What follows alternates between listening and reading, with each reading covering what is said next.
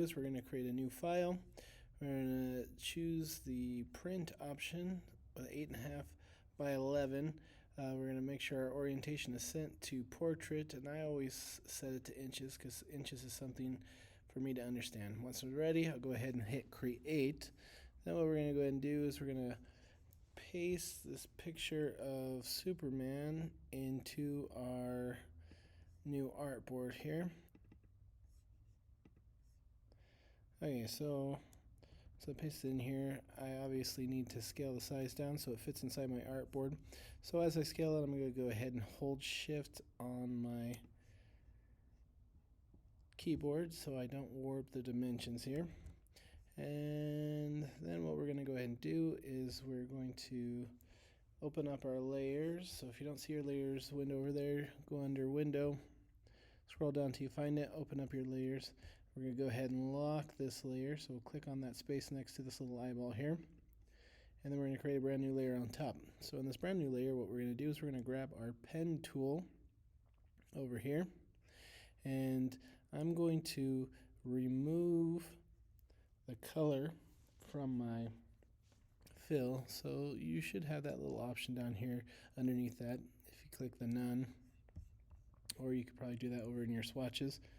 Okay, so we don't want any color as we're working with this tool right now because we're going to trace around the shape. So what we're going to do is we're going to start by clicking and going around the outside edge of the figure here.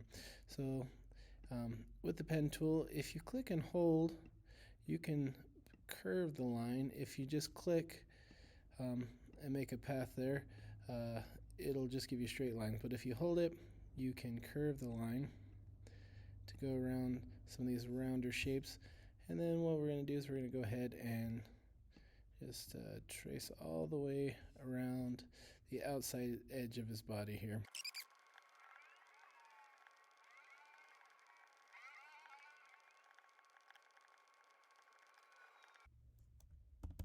Okay, so now that we're all traced around the outside edge of his body, what we're going to do is we're going to go ahead and take this pen tool and we're going to trace around this little space here where we can see the background between his arm and his torso. So we'll just go ahead and trace around that area really quick. And then what we're going to go ahead and do is we're going to trace around his logo on his chest. So we'll get this outside edge, and then we'll go around the shapes inside as well. Okay, so now we've got that all traced out. We can go ahead and get rid of this layer 1. So I might have to unlock it first, and then I will just hit this trash can to delete it. I'll say yes. Okay, it's gone. So all we need now at this point is just what we have right here. So what we're going to go ahead and do now is we are going to take our selection tool. We're going to select everything. So just drag a bounding box over the image, and then what we're going to do is we're going to swap the stroke with the fill. So if you click on this little arrow here, it'll change your fill with your stroke. So let's do the fill in there. Then what we're going to go ahead and do is we're going to take our Pathfinder tool. So if you can't find your Pathfinder tool over here on the right side, just look under Window, scroll down, boop, there's Pathfinder. Okay, so then what we're going to do is we're going to hit the divide option. Okay, so we're going to divide that. So what that's going to do is it's going to cut through where all the shapes are overlapping one another. Now once we have it divided, what we need to do is ungroup it. So there's a couple ways you can do this. You can either go under Object and ungroup, or you can right click and ungroup. Either way, it'll get the job done. Once you've ungrouped it, deselect it, then we're going to take that little space that we traced around on his arm. We're going to delete that little space. So we want that opening there in that silhouette. So what I'm going to go ahead and do, just to make this simple, is I'm going to select everything, and then I'm going to click on my stroke color, and then I'm going to put white in as the outline so that I can see the outline of his S on his chest. Then I'm going to go ahead and select just the outside silhouette, and I'm going to remove the stroke around that. So then this part is still outlined, but the part here is not.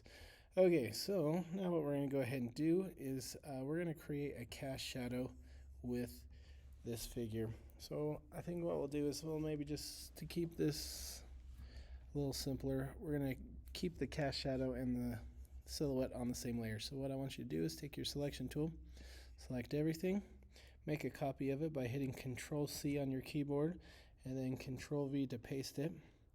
Okay, and since we divided this, it's cut through the S here. So what we're going to do is we're going to go back to our Pathfinder tool and we're going to use the Unite option, and that's going to unite all those cuts back together. So then this will just be one solid piece again. Okay, and I'm going to go ahead and remove the stroke around that because when I united it, it added the stroke to the outside edge. So we're going to go ahead and get rid of that. So I'll click on my stroke and then remove the color from the stroke. Okay, so then what we're going to do is we're going to select this figure and we're going to change the color to gray. And then what I'm going to do is I'm going to reflect this shape.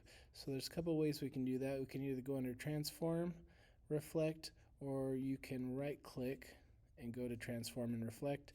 Either way, it'll take you to the place that you want to go. So Object, Transform, Reflect, or right click, Transform, Reflect. And we're going to reflect this on the horizontal. So if you want to see what's happening, make sure your preview button is selected. And I'll go ahead and click OK. Now what we're going to do is we're going to zoom out. So to zoom out, I'm going to hit Control minus. If you want to zoom in, you can hit Control plus on your keyboard. And then what I'm going to do is I'm going to slide this down here below him. And I want this shadow to come off from underneath him. And in order for that to happen, I don't want to have this space here. So what I'm going to do is I'm going to come over here where I've got this free transform tool. If you click and hold on that icon, it will give you some options here. First thing I'm going to do is I'm going to take this puppet warp tool. So with the puppet warp tool, you can click on a point and then you can move that point around to alter how the shape is positioned. So I'm going to just kind of swivel that, push that foot down there. I'm going to click over here and I'm going to pull this one down like so. Okay, then we'll just pull this up a little bit so that those two parts are touching. And then what I'm going to do is I'm going to actually send this to the back. So there's a couple of ways we can do that. We can go under Object, Arrange, and Send to Back, or what we can do is we can right click, Arrange, and Send to Back. Either way, I'm going to send it to the back so that this is standing on top of that, so it's overlapping. So this shadow is now sitting underneath our silhouette. Okay, so now what I'm going to do is I'm going to shrink this size down a little bit. So I'll just drag that down into there so that this cast shadow fits inside the screen. And then what I'm going to do is I'm going to stretch out the perspective a little bit. So to do that, what I'm going to go ahead and do is I'm going to take this free transform tool. So I'm going to switch from the puppet warp tool to the free transform, and I use the free distort. So with that, what I can do is I can grab the corners of this box here and I can stretch out the shadow here along the bottom so then it looks like the shadows maybe getting a little bit bigger as it moves closer towards us. So I might tweak that just a little bit. So now the shadow is standing underneath him. It looks a little more like a cast shadow. Okay, now what I'm going to go ahead and do is I'm going to select this shadow with my selection tool. Okay, so we'll go to the selection tool, click on that. And then what we're going to do is we're going to use our transparency tool. So if you can't find the transparency tool over there, look under Window. Any tools that maybe you can't find, you can usually find them under Window. And it's all in alphabetical order. So now with that selected, we're going to switch this from normal to multiply. So you won't see a big difference at this point, but what we're going to do is we're going to create a background.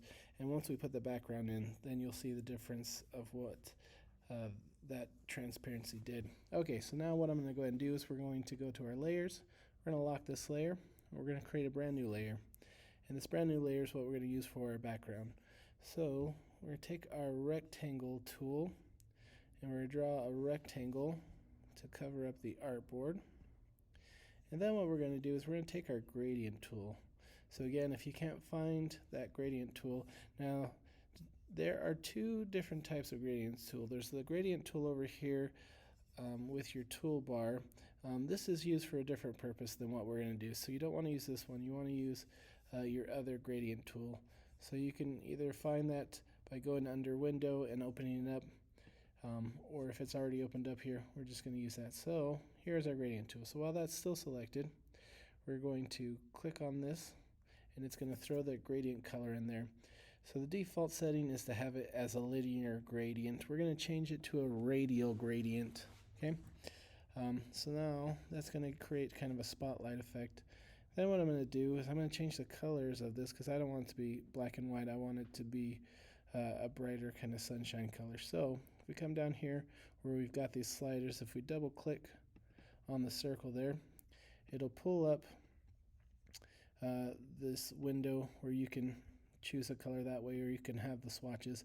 I'm just going to use the swatches. I'm going to make this white become yellow, and then I'm going to come over here and double click on the black, and I'm going to change that to a dark orange to make kind of a sunlight look to it.